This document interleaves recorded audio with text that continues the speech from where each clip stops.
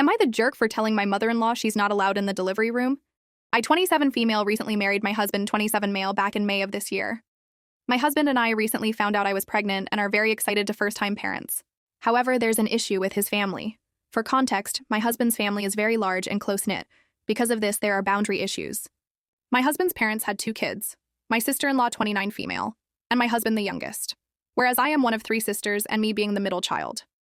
Both my older and younger sister each have children of their own, and I have learned boundaries when it comes to posting their children on social media. I usually post their kids' hands or backs of their heads, because I respect my sisters and their wishes. My husband's family disregards this notion and will post whatever. Recently, a friend of ours is due to give birth, and my mother-in-law stated she couldn't wait to meet the baby before they leave on a New Year's trip that was planned a year ago. Now I know I'm wrong here when I asked why she would think friend would allow visitors since it's holiday season and people tend to get sick. She gave me a look but didn't respond. Now a week ago, I found out I was pregnant, and my husband, bless him, was so excited he told his parents and sister. Soon I got flooded with congratulations texts from his extended family, which infuriated me since I don't know how far along I am. I told my husband I'm very early and not out of the woods yet of possibly having a miscarriage. My husband got defensive at first, but when I told him I didn't even get to tell my parents or sisters, and the hurt in my voice, he quickly apologized. Last night we had dinner at his parents' place to celebrate the news, but also go over expectations for future news that we want privacy and to set boundaries. Once dinner was in full swing, his mom had started asking us about our birth plans and when she thinks I'll be due so she can ask for time off. She asked what hospital we decided, and she couldn't wait to be in the room. She then mentioned to have a room ready in our house so she can assist us with the baby. I looked at my husband and back at her because she kept rambling on and not allowing me to speak up. Finally, I cut her off and told her it's just me and my husband that'll be in the room only. Once we get home, we want a week to ourselves to enjoy baby. For her staying with us, I thanked her for kindness, but she won't be living with us. She looked offended and said her son would want her to be there. I looked at my husband and he told his mom that he agrees it should only be us in the room and no one else.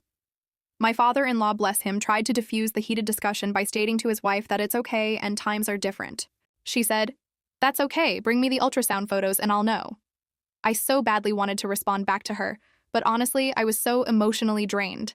I stayed quiet the rest of the night and have been a tad distant to my husband. Today, I got a text from my husband's relative stating I was a jerk for telling mother-in-law she can't be in the room and am robbing her from that experience. So am I the jerk for telling my mother-in-law no? Am I the jerk for ending my marriage permanently after learning my husband was sleeping with 2 other women and got one of them pregnant while we were separated and he was supposed to be fighting for me? I, 29 female, have been married to Kyle, 29 male, for 8 years, and we have 2 children together.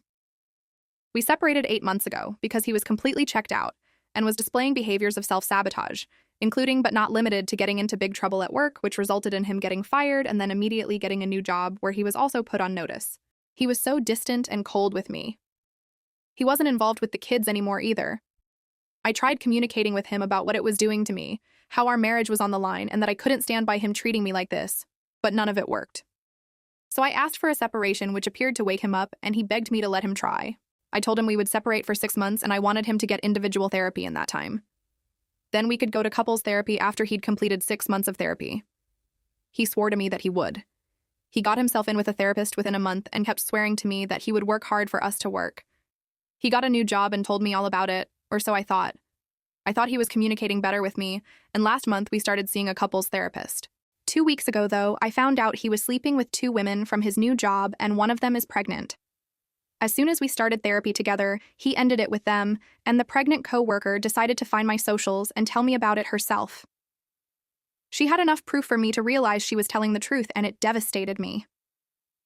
Kyle told me he was still self-sabotaging when he did it, because he didn't think I'd actually take him back. He swore to me that he would do whatever it took to work through this and regain my trust. But him having a child with someone else is already too far for me. I have no desire to be a stepmother to his child born through what feels emotionally like an affair, considering he was reaching out every day and telling me he was fighting for us.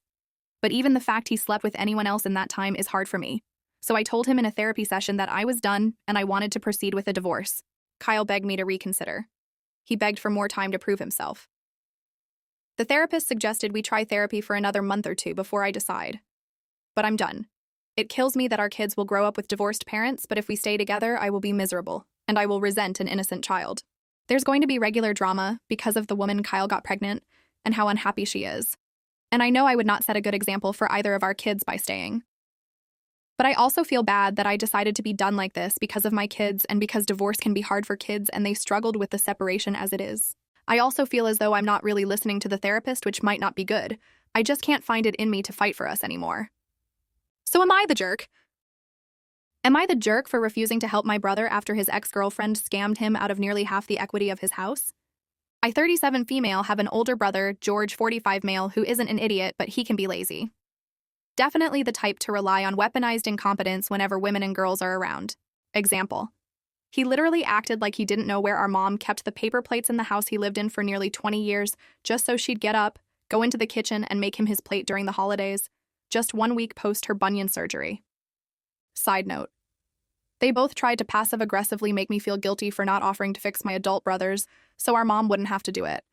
Like I wasn't the only doing the most of cooking and would be doing most of cleaning afterwards. At age 30, George was given a windfall from our grandfather's estate. I got something too, and used it as a down payment for a nice 5-bedroom house, and that easily worth double now. During this time, he met Melinda, 50 female, and she was nice lady. Smart, responsible, hardworking, sweet, and very organized. She came into the relationship with a steady job and was upfront about lack of ability to have more children after complications from nearly losing her life giving birth to her daughter. George stated that he was okay with that, but whenever Melinda would bring up his hesitation regarding marriage, he'd say that he had complicated feelings about not being able to be a father if he chose to fully commit to her that he needed to process. Saying that since he was willing to look over her fertility issues because he loved her, that she needed to show her love by waiting for him. That line worked for 12 years. After Melinda moved in, George demanded that she pay half the bills and part of his mortgage in exchanging for allowing Melinda's daughter to move in with her. At the time, Melinda had little options as her former landlord was raising the rent too high, and she was helping pay for her sister's medical bills. Melinda and George justified to everyone by saying what she would have had to pay to George was still cheaper in rent at her old place. I said nothing because not my relationship. 2 years ago, George was caught cheating, and Melinda was furious. Then left. I don't know all the details, but she came back seeming to work things out. Didn't stop George from cheating, but Melinda shrugged and said that this was still a better deal, and as long as kept it from the house, she's cope.